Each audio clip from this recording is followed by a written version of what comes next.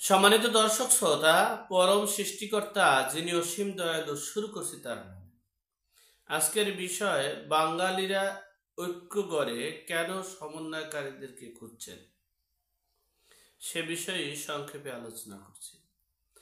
5ই আগস্টের পর আমরা এদেশের জনগণ একটা আশা আকাঙ্ক্ষা নিয়ে ছিলেন। তারা আশা করেছিলেন, আকাঙ্ক্ষা করেছিলেন এই দেশের গরিব মধ্যবিত্ত ফ্যামিলি যারা, পরিবার যারা, তারা, এবং শুধু গরিব না, সকল শ্রেণীর মানুষ মনে করছিল জানমাল এবং মৌলিক অধিকার নিশ্চিত হবে, বৈষম্য বিরোধী থাকবে না, বৈষম্যতা থাকবে না, দেশে নির্যাতন নিপীড়ন থাকবে না, দেশের দ্রব্যমূল্যের ঊর্ধ্বগতি নিয়ন্ত্রণ থাকবে, অর্থনীতির ব্যবস্থাটা নিয়ন্ত্রণে থাকবে, দেশের বিচার ব্যবস্থা নিয়ন্ত্রণ থাকবে। গরিবরা যারা, যাদের টাকা নেই, ধন সম্পদ নেই, তারা বিচার পায় না, তাদের জন্য বিচার ব্যবস্থা নেই, সেই বিচার ব্যবস্থা পাওয়ার আশঙ্কা করছিলেন। কিন্তু তার পরিবর্তে কি হয়েছে? এ দেশে তার 1000 গুণ আরো অবনতি হয়েছে। তার পরিবর্তে হয়েছে দেশের রিসেট বাটন পুশ, স্বাধীনতার চেতনাকে শেষ করে দেওয়া, যারা স্বাধীনতার পক্ষে আছেন তাদেরকে শেষ করে দেওয়া, নির্বিচারে জুলুম, অত্যাচার, গুম। আমরা প্রতিনিয়তই বলে থাকি যে জুন জুলাইয়ের আন্দোলনে আমাদের 2000 নিহত হয়েছেন। কই আমাদের সেই বিপ্লবী, আমাদের সেই যে গণ অভ্যুত্থানের যে একটা ফাউন্ডেশন করা হয়েছে, সেখানে প্লাস তারা যেটা লিস্ট করেছে 858 জনের, বাকি যারা আছেন তারা হয়তোবা দেখা গেছেন আওয়ামী লীগ অথবা সেই আওয়ামী লীগের মানে পক্ষে নির্বাচনে যারা 30 থেকে 35টা রাজনৈতিক দল ছিল, তাদের শুভাকাঙ্ক্ষী থাকার কারণে তারা সেই অনুদানও পায়নি, তাদের কোনো নিশ্চিহ্ন করে দেওয়া হয়েছে। এমনকি যারা এই আহত হয়েছেন তারা, তাদের তালিকায়ও তাদেরকে সাহায্য সহযোগিতাও করা হচ্ছে না। অর্থাৎ সমন্বয়কারী জামাত শিবির হেফাজতে যারা ছিলেন, একনিষ্ঠভাবে যাদের পরিচয় জানতেন, একমাত্র তারাই শুধু সুবিধাগুলো ভোগ করছেন।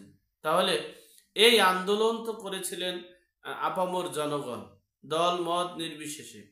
সেই আন্দোলনের ফসল যদি হয় এটা, যে আন্দোলনে যারা আহত হয়েছে তারা চিকিৎসা পাচ্ছে না, তারা ঔষধ খাইতে পারছে না, তারা কাতরাচ্ছে, এই আন্দোলনে যারা শহীদ হয়েছেন, যারা নিহত হয়েছেন, যাদের পরিবার ক্ষতিগ্রস্ত হয়েছে, তাদেরকে অনুদান দেওয়া হয় নাই, তাদেরকে সম্মান করা হয় না। আপনারা যারা দেখেছেন বিএনপি এবং জামাত শিবির হেফাজতের বাইরে যারা সংগঠন করে না, যারা রাজনীতি করে না, তাদেরকে কোনো খোঁজ খবর নেওয়া হচ্ছে না। বিদায় তাদের ভিতরে যে একটা ক্ষোভ, তাদের ভিতরে যে একটা চিন্তা যে আমি তো, যারা এখন পঙ্গু আছেন, যারা আহত আছেন, তাদের এখন চিন্তা যে আমরা তো মরেই যেতাম, হয়তো বা আল্লাহ বাঁচিয়ে রেখেছে। আর যারা মরে গেছে তাদের উত্তরসূরিরা বলছে যে আমি তো হারিয়ে ফেলেছি, যেহেতু আমাদের অধিকার থেকে আমরা বঞ্চিত হচ্ছি।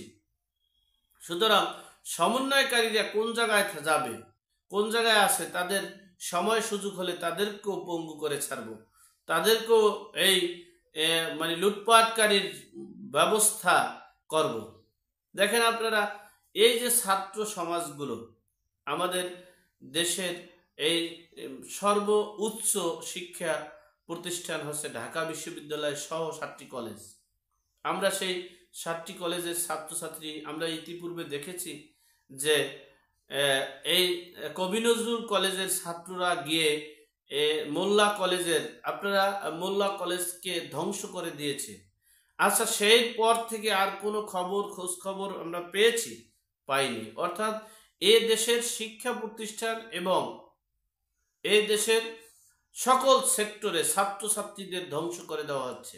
আচ্ছা, আপনারাই একটু দেখেন, কোনো মাদ্রাসায় কি এই হামলা মামলা হয়েছে? হয়নি।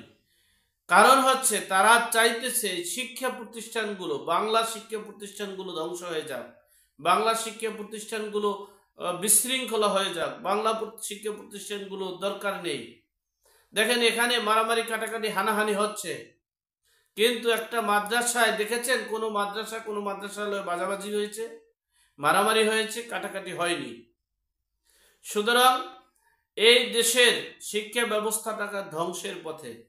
আইন শৃঙ্খলা, এই উপদেষ্টা পরিষদ যে স্বরাষ্ট্র মন্ত্রণালয়ের দায়িত্বে যিনি আছেন, তিনি কি কখনোই পারবেন এই মব জাস্টিস, মব কিলিং এই থেকে মুক্ত করতে? পারবেন না।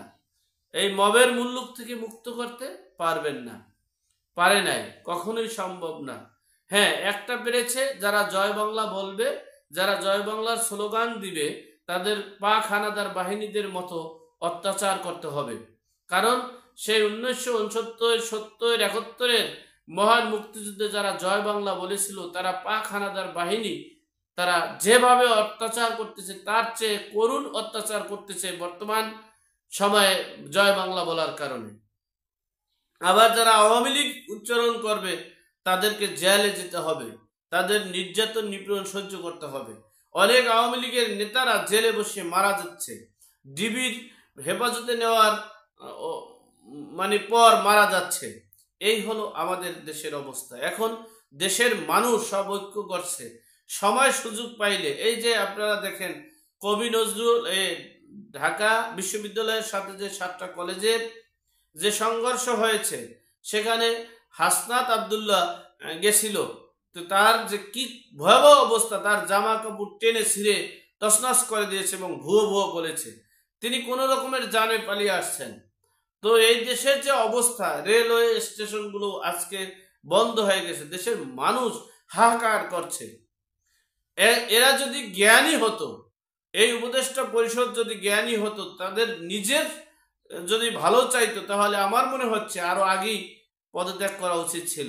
যাই হোক, আমি সর্বোপরি কথা হচ্ছে এই উপদেষ্টা পরিষদকে বলবো, আগে নির্বাচন, আগে আইনের কাঠামোটা, বিচার ব্যবস্থাটাকে আগে স্বচ্ছ করুন। যারা সরাসরি প্রত্যক্ষ অপরাধের সাথে সম্পৃক্ত তাদেরকে বিচারের আওতায় আনুন। প্রতিদিন মব কিলিং হচ্ছে, প্রতিদিন নির্বিচারে হত্যা করা হচ্ছে, প্রতিদিন গণহারে হত্যা করা হচ্ছে। সেই হত্যার বিচার বাংলার মাটিতে হয়নি। হয়তোবা সময়ের ব্যবধানে, আজ না হয় কাল, হয়তোবা আমি দেখতে পারবো না, কিন্তু এই হত্যাকাণ্ডের বিচার একদিন বাংলার মাটিতে হবে।